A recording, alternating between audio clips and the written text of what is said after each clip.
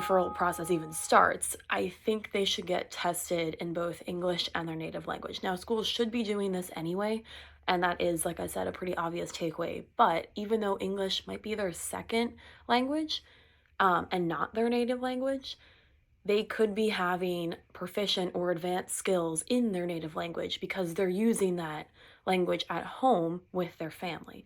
So, like I said, even though English may not be maybe their second language, and they could show signs of struggle with that language, if they're placed in special ed based on the English based assessment, it would be insufficient and not allow the student to have a meaningful and challenging education for them.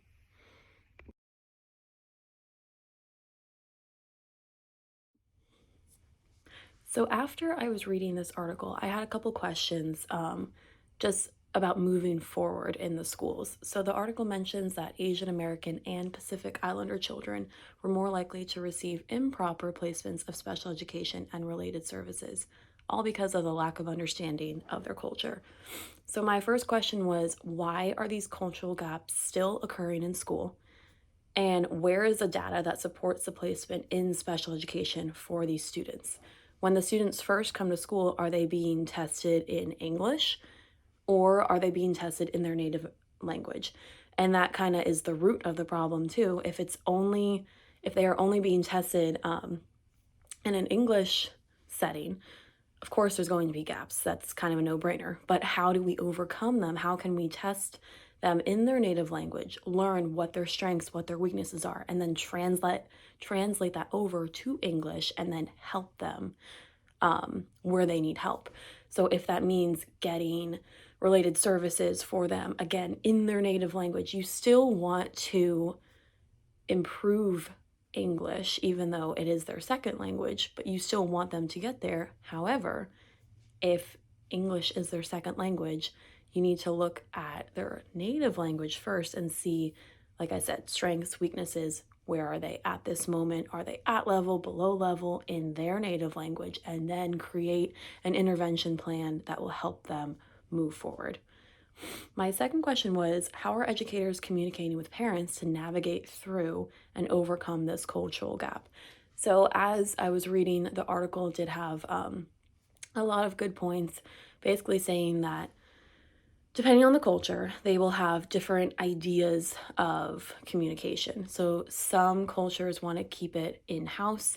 They don't want to communicate with anyone else because they want to kind of figure it out themselves.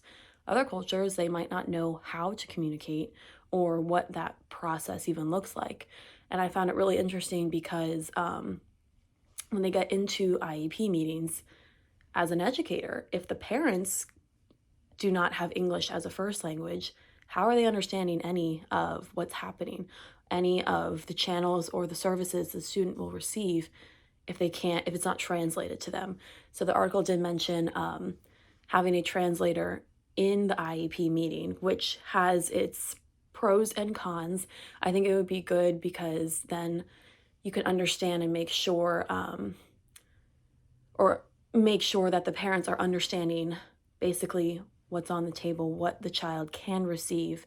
But then I did think the cons were interesting because some of the parents might feel that the translator is pressuring them to do this action plan or kind of forcing them into this plan, even though might not be the case. Um, the article also mentioned that when they are in the IEP meeting, we all know that includes this academically kind of specific language. So that again is causing a barrier for parents of different cultures where English is not their first language. So these parents are not familiar with the education specific jargon. So my last question was, how can educators translate from the professional verbiage to plain speaking, easy comprehend terms? So we go from making it just more, I don't want to say basic, but easier to understand so there aren't any questions, there aren't any confusion with the whole process. And how can us as educators help them? So the article mentioned there were trainings that the parents can have that teaches them about the IEP process, teaches them about related services, special education as a whole. So, and I like that because it doesn't just fall on the special ed or the general ed teacher. It's everyone's kind of working together to understand and for the same cause, how can we help the student?